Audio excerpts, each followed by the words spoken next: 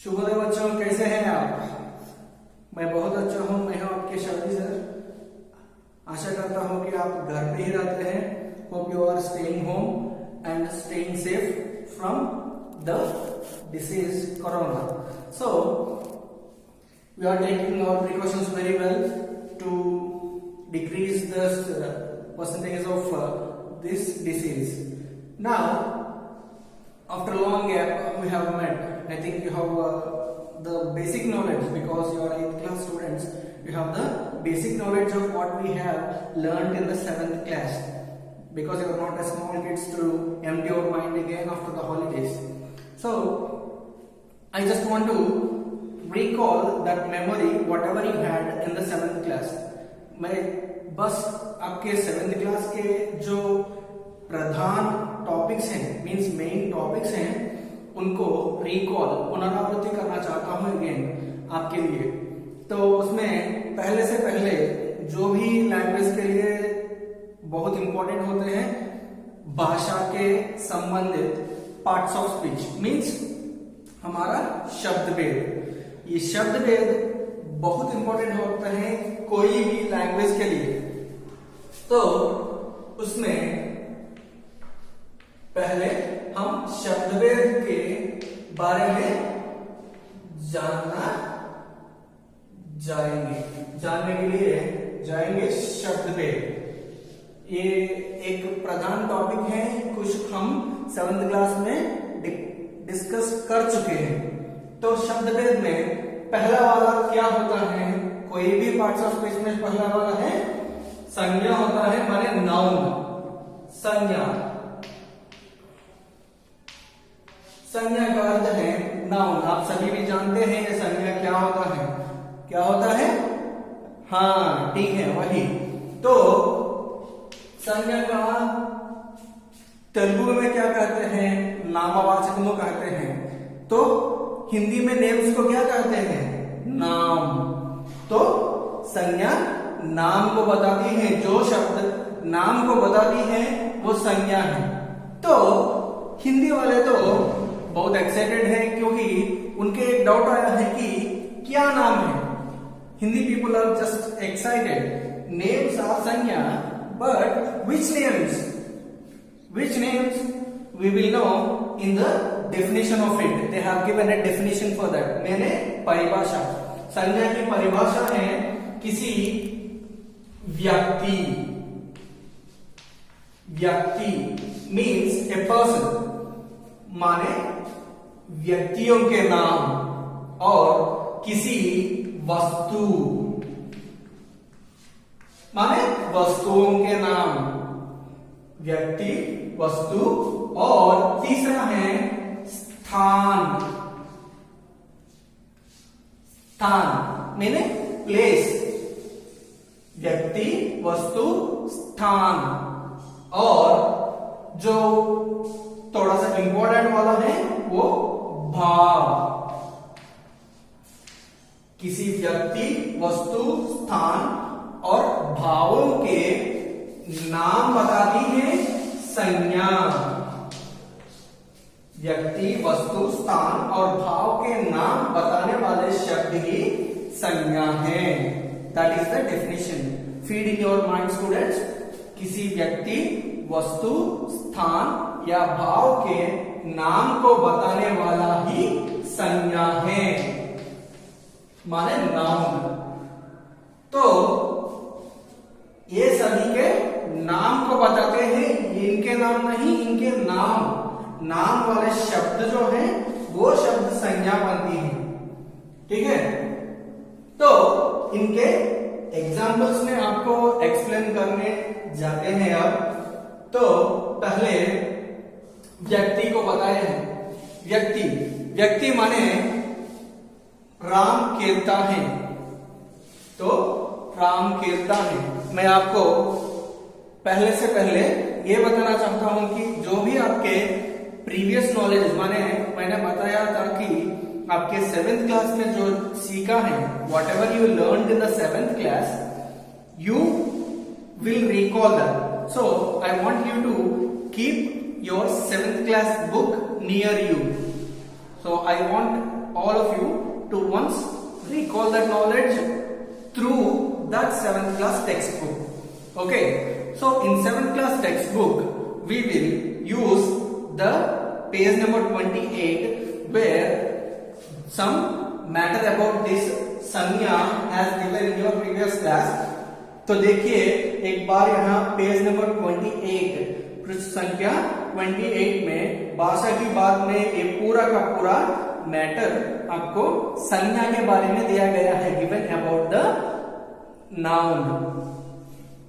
सो हम आपको यहाँ एग्जाम्पल्स भी लिखे गए हैं. रमेश कलम से लिखता है. रमेश कलम से लिखता है. तो रमेश कलम से लिखता है में संज्ञा क्या होता है? क्या होता है? हाँ, करेक्ट, रमेश होता है. रमेश कलम से लिखता है में संज्ञा है रमेश. और लड़के मैदान में खेलते हैं. लड़के मैदान में खेलते हैं. तो मैदान यहाँ संज्ञा होता है. यहाँ आप ऑब्जर्व कीजिए, जो भी मैंने यहाँ बताया था पहले, व्यक्ति माने person. I have given the first example. Ramesh कलम से लिखता है. Ramesh is a person here, माने व्यक्ति के नाम, नेम ऑफ ए पर्सन. व्यक्ति के नाम संज्ञा हुआ है यहाँ. Now moving to the second example. लड़के मैदान में खेलते हैं. लड़के मैदान में खेलते हैं माने मैदान इज ए प्लेस, स्थान. स्थान के नाम संज्ञा बनी है यहाँ. और थर्ड वन, पाठशाला. पाठशाला में सभा चल रही है. पाठशाला में सभा चल रही है. जिनको भी प्राण नहीं होती वे वस्तु ही बनते हैं. माने पाठशाला एक वस्तु है. वो वस्तु के नाम पाठशाला है. वो पाठशाला नामक एक वस्तु यह संज्ञा बनी है. माने व्यक्तियों के नाम रमेश, स्थान के नाम मैदान, वस्तु के नाम पाठशाला, ये सभी संज्ञा बनी है. आपको वहां भाव के बारे में नहीं दिया गया है, लेकिन आने वाले क्लासेस में आपको यूजफुल होता है, इसीलिए यहां मैंने भाव भी लिखा है. Abstract noun, it is called as abstract noun. whatever the content, whatever the words tells about the feelings. भाव means feelings are called abstract nouns. You will know in English, but Hindi में यहाँ नहीं दिया है. 7th क्लास में नहीं दिया है. Not given in 7th class, but if you know this, you will be knowledgeful for the upcoming classes. You will get this in the upcoming classes. ठीक है, हम भाववाचक संज्ञा में एक थोड़ा सा इंफॉर्मेशन जान लेते हैं, क्योंकि ये अपकमिंग क्लास में आपके लिए थोड़ा यूजफुल हो जाता है. Means not given in the 7th class, but useful will be useful in your upcoming class. भाव मीन्स नथिंग बट फीलिंग्स. तो भाववाचक संज्ञा means the words which tells us about the feelings. माने खुशी, हैप्पीनेस, दुख, sadness. माने हमारे feelings जो होते हैं, क्रोध, क्रोध, बाधा, दुख, खुशी, ये सभी फीलिंग्स के नाम जो हैं वे सभी भाववाचक संज्ञा में आ जाते हैं. ये तो थोड़ा सा इंफॉर्मेशन है जो अपकमिंग क्लासेस में आपके लिए यूजफुल हो जाता है. तो आप जान लिए हैं कि संज्ञा मीने नाउन. नाउन में आप 4 नामों के बारे में शब्द आपको आते हैं, जैसे व्यक्तियों के नाम, वस्तुओं के नाम, स्थान के नाम और भाव के नाम. इन चारों के नाम वाले शब्दों को संज्ञा कहते हैं. तो हम ये 4 को संज्ञा कहते हैं. तो संज्ञा के बाद आप सर्वनाम माने प्रोनाउन के बारे में जान लेते हैं. आशा करता हूं आप सभी के को यह संज्ञा के बारे में समझ में आ गई है. आपको कोई डाउट है तो डायरेक्टली मुझे कॉल कर सकते हैं या मैसेज कर सकते हैं. If any doubts are there, you can directly call me और you can message me whatever the doubt you have. Okay, now I am moving into the pronoun. माने प्रोनाउन का अर्थ होता है, क्या होता है? सर्वनाम होता है. इन हिंदी में इसे सर्वनाम कहते हैं. प्रोनाउन। हमारा दूसरा शब्दभेद होता है सर्वनाम माने प्रोनाउन।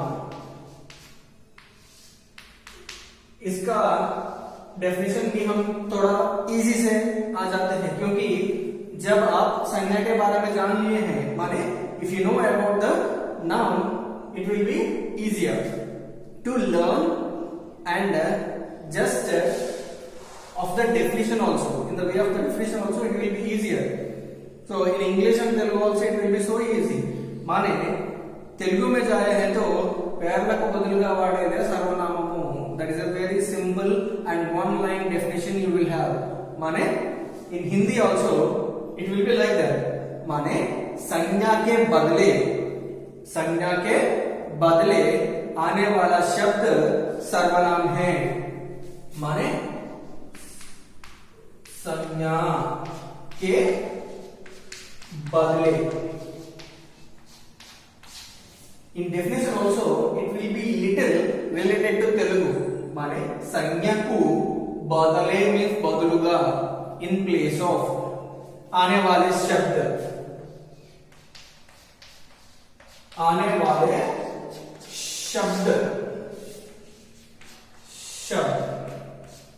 क्या होता है? सर्वनाम.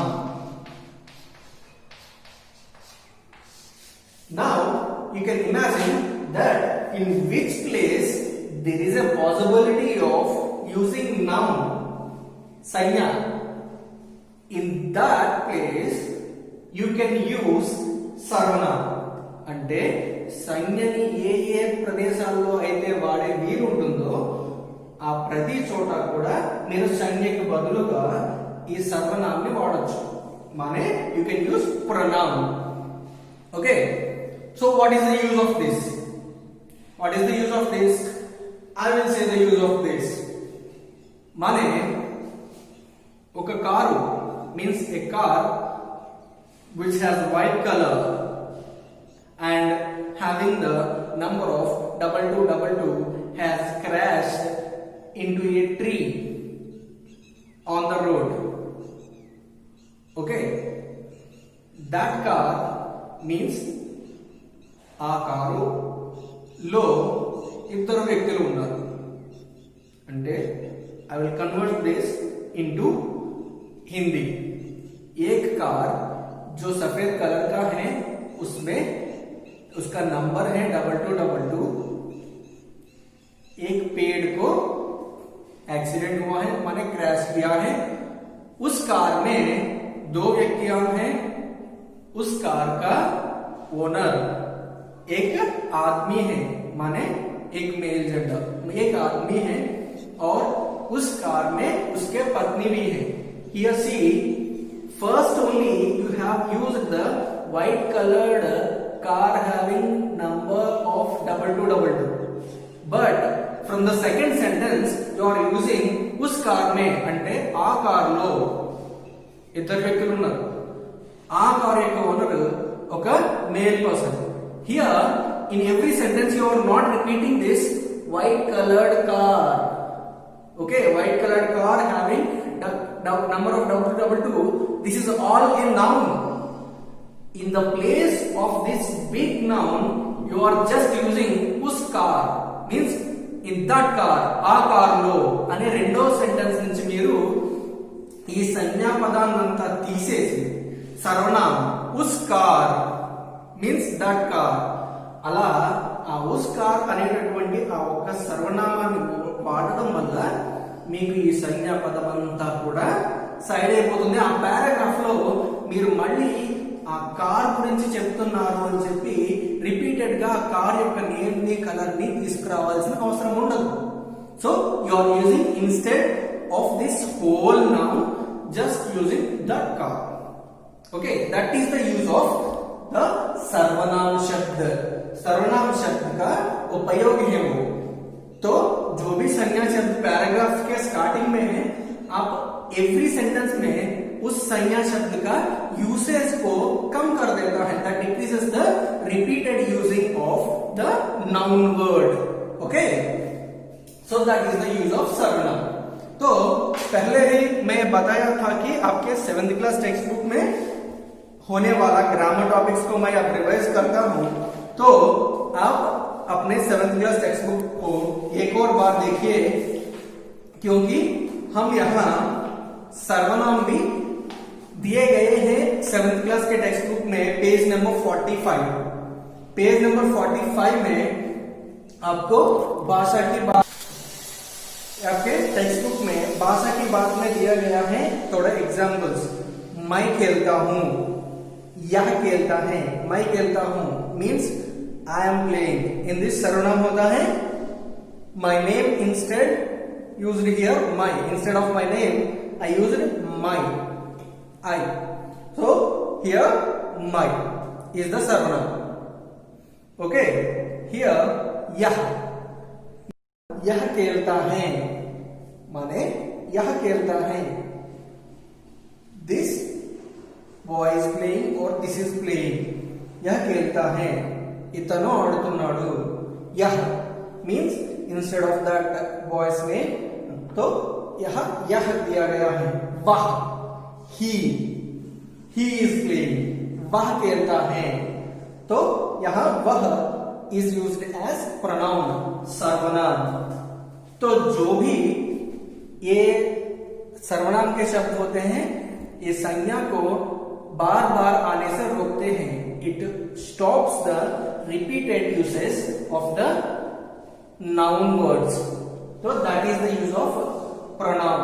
तो संज्ञा के बदले आने वाले शब्द सर्वनाम है। तो मैं मानता हूं कि ये संज्ञा और सर्वनाम आपको समझ में आ गए हैं। नहीं आए तो एक बार एग्जाम्पल्स में चेक कीजिए उस बुक के। और मुझे यह चाहिए कि संज्ञा के बारे में 5 सेंटेंसेस मीन्स 5 सेंटेंसेस और सर्वनाम के बारे में 5 वाक्य माने 5 सेंटेंसेस। 5 सेंटेंसेस ऑफ संज्ञा शब्द और 5 सेंटेंसेस ऑफ सर्वनाम शब्द। तो 10 sentences you will get. Those are your homework for tomorrow. Okay, so do that homework as much as you understand. और आपको कोई डाउट्स है तो मुझे चैट और मैसेज और कॉल कर सकते हैं। Hope you are all having the number. तो 5 sentences with संज्ञा शब्द और 5 sentences with सर्वनाम means pronoun. Okay, hope you will do it better and stay home, stay safe. Thank you.